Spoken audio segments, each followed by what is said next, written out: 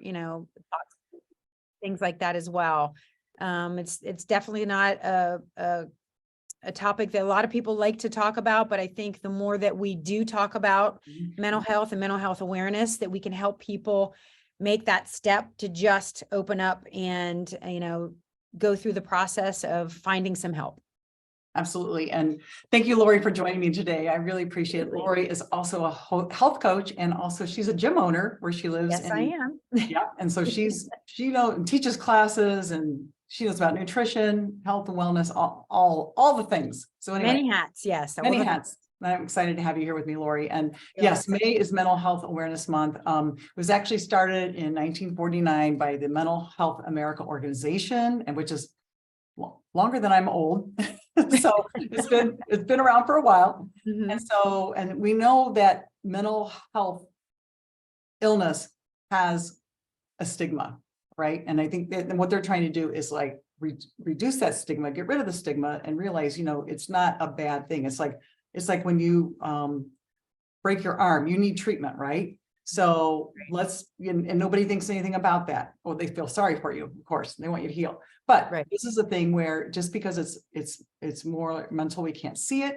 It still is very important to realize, to have grace for people, and just to understand. And what is mental illness? Or mental, what disorders? And basically it's any health condition that involves where it's a change in thinking, a change in behavior, a change in emotions. So any kind of change. And I'm going to talk about 5 warning signs that we can look for either ourselves or anybody close to us, our loved ones.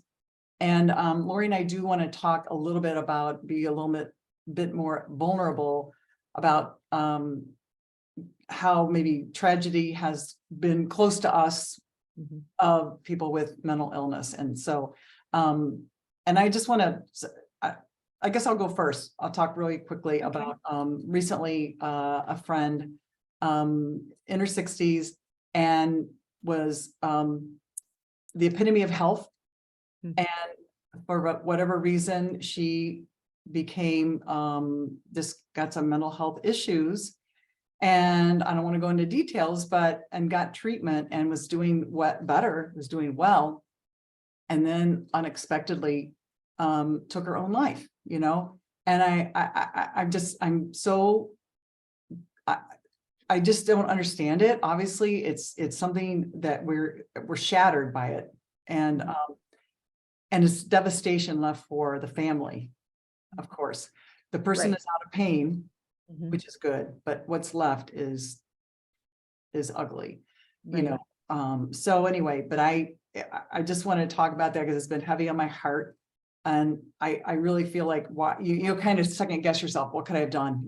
How didn't I see it or whatever? But it was very well hidden, and by choice. And she didn't like that stigma and didn't want anybody to know. So it was hard. I think if we even think of, movies that we've seen on our lifetime about people with mental illness, it's never portrayed as anything, like a broken arm, obviously. It has always been portrayed as something very deep and dark and awful. And I'm not saying that is not what it feels like. Right. I think we've all experienced a time in our lives when we're feeling, and I don't want to lessen the severity of it, but feel down or feel like they don't know which direction to go or which way, or that they don't have anybody to talk to. I know in my own personal life, I've been there. I had a bad breakup when I was very young. And, there was a moment where I was on some medication for some stomach issues I was having. And I don't know if those pills would have done anything, but I had thought about taking the whole bottle just to get out of pain, not physical pain from my gut, just the pain of the heartbreak that I was in. Right. And, it was for me, thank God, it was a fleeting moment because I had something transpire that made me see that, well, wait, there's something worth staying here for. Yes. So, I'm not making light of that at all. I know for some people, it's a lifelong struggle and a battle. But I think if we, just be really honest and have the hard conversations and offer safe spaces for people to talk about it and get them Kim and I were having a conversation not too long ago, and I just said, I'd rather offend somebody by saying, hey, I see this change in you. I think maybe you need to get, to talk to someone. I'd rather offend them and then be mad and never talk to me again than Right. do something worse. And I never said anything. Yes. Right. Right. That would be horrible too, to live through that as well. So yeah, that would be worse. So I want to talk about the 5 warning signs of where it could be depression, any kind of mental illness. And the biggest one is a change in personality, change in emotion, isolation. They're isolating themselves from the world, a sudden absence of self-care, taking care of themselves, and also like a sense of hopelessness and feeling overwhelmed. So those are kind of like the top signs, warning signs of something's going on. And I think suicide warnings are also important to talk about, because suicide is if that's you're out or considered an out, it's like a final out, Yeah. and that's what's, as I said earlier, it devastates all the loved ones, And there are, I want to talk about suicide warnings because this is something also to look out for, but that's talking about wanting to die, making a plan or researching ways to die, expressing feelings of being a burden, taking dangerous risks, excessive use of drugs and alcohol, and then extreme mood swings. So again, it kind of goes with the behavior change, the personality change, and displaying extreme sadness or hopelessness. So those are kind of some big signs for suicide. And if you think somebody's getting better, maybe they've been going into treatment, still keep an eye on them and ask questions and, I don't know, whatever you can. Yeah.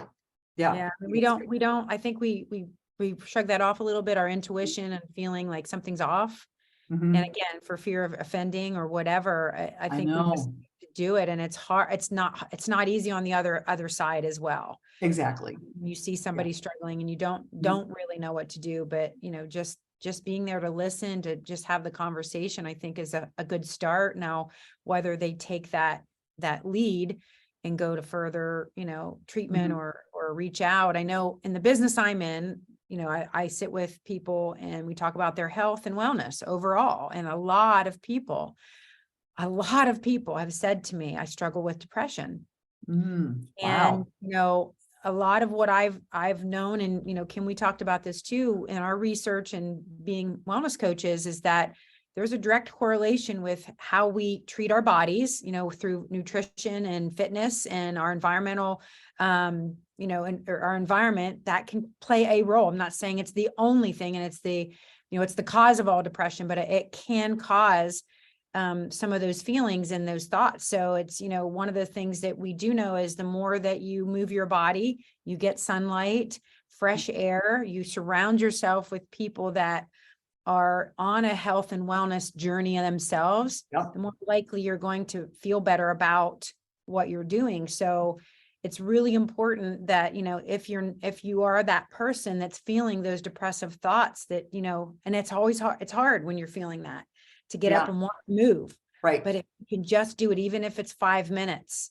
Exactly. Say it's 6 minutes, there is some research behind that it does absolutely change your mood. To exercise, or just, it doesn't have to be anything, crazy. It can just be a walk.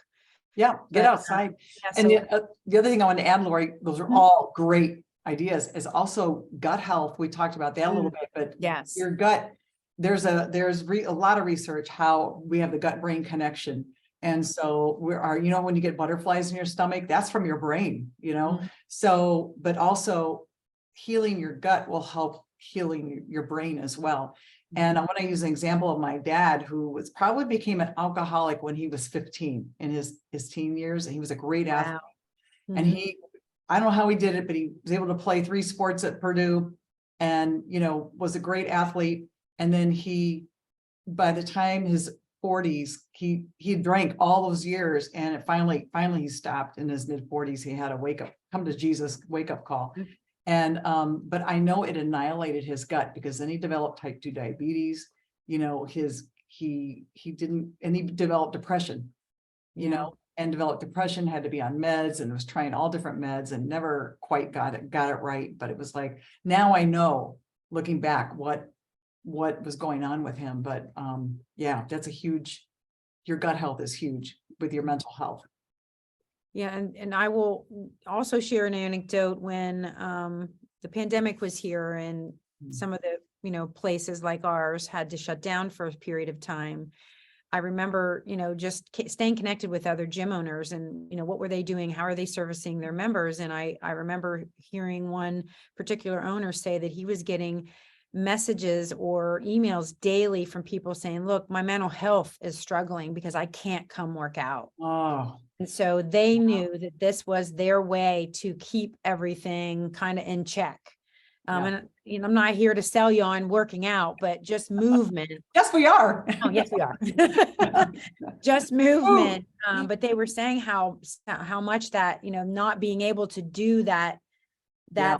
move Oh, their body in whatever format that they did right. just really improved their mental health and they felt Yeah. better. And I know for myself, if I'm feeling whatever, feeling down, low, angry, whatever, sad, and I force myself to either go for a walk or lift or something like that, I always feel better. I'm not saying I'm 100%, but I Mhm. always feel a lot better than I did when I started. That's awesome. So even if it's that you start doing, if you're Yeah. someone who's feeling, you know, low today or Mhm. whatever the feelings are that you have, just, you know, making sure that you can just get your body moving because it's all about our physiology. Yep. And That's like Kim huge. said, that gut brain connection and our hormones are, you know, play a huge role in all of that as well. Yep.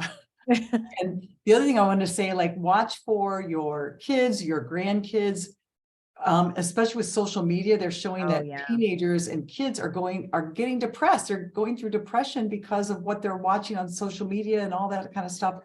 And it's, you know, you're seeing the highlight reel of other people's lives.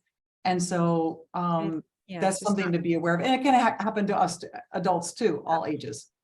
But yeah, so it's just yeah. be aware of that too. But that's not the you know, we start going scrolling, and then we're like, go down a rabbit hole, and then you're like, well, shoot, my life's nothing like that. Yeah. You How do know? I get that life? And you Right. count the life that you have that's probably very good. Probably better than, you know, Better than, you know, and that yeah, again, you're seeing the highlight reel. You're not seeing the down days for right. most people.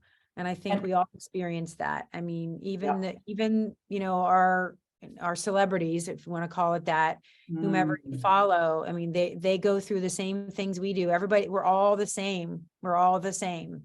right. And you know, I was listening to Ed Milet. I don't know if you're familiar, or if you Mhm. listen to him quite a bit on his podcast. And it was just one the other day. He was saying, I go through this up and down all the time and feeling like I'm not successful. And I look and I'm like, you don't feel like you're successful. And he's this really successful person in my eyes. Yeah. And so, you know, even those people that we put kind of up on a pedestal go through the ups and downs just like Yep. we do as well. That's normal people, if you want to Yeah. call it that. But Normal. We're it's normal. normal. We're normal. We're abnormally normal. That's a I don't know. normal feeling. Yeah. Yeah. Yeah. Yeah. Well, thank you so much, Lori. I appreciate you joining me today because I think this is really important to talk about. And it's kind of a hidden thing. People don't want to always talk about it. And I just hope this helps other people to realize we can talk about this. We can open the conversation, talk to somebody if you're feeling down or whatever, you need some help, please reach out.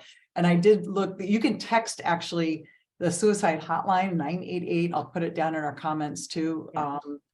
That, you know, there's always somebody, a 24-hour hotline you can call if you're ever needing to talk with somebody. And that's can be the first step to getting some relief and some healing. So Lori, do you want to add anything else? No, other than just, you know, I think the more we have conversations, hard conversations are just that, they're hard. And this is a hard topic to talk about. I think everybody that's within earshot of this or inside of this knows of somebody that's suffering or has suffered or perhaps took their own life. I mean, I've had family members that have. It's something that we're all touched by. And I think the more that we can actually talk about it, I don't want to use the word normalize, but Mhm. you know, it is something that we all go through. And I think some people just need more support, just like anything else. And so just because you're feeling, one way one day and you're not feeling the same the next day, doesn't mean that you're suffering from mental illness or mental health issues, but being able to find a trusted friend, a physician, someone in your religion, your church or something like that you can turn to, a coach, just someone that will listen. I mean, I know for myself, I always say, have you talked to anybody professionally? Because that is not my area of expertise. And it's not either ours, but still we can pass on information. Absolutely. So just, know that people are here, they care about you, they love you, and they want you here, and you matter. That's right. Yes. You matter. For sure. Thank you, Lori. And so thanks you. And we'll see you next week, and stay young and live young. Have fun. All right. Bye-bye. Bye-bye.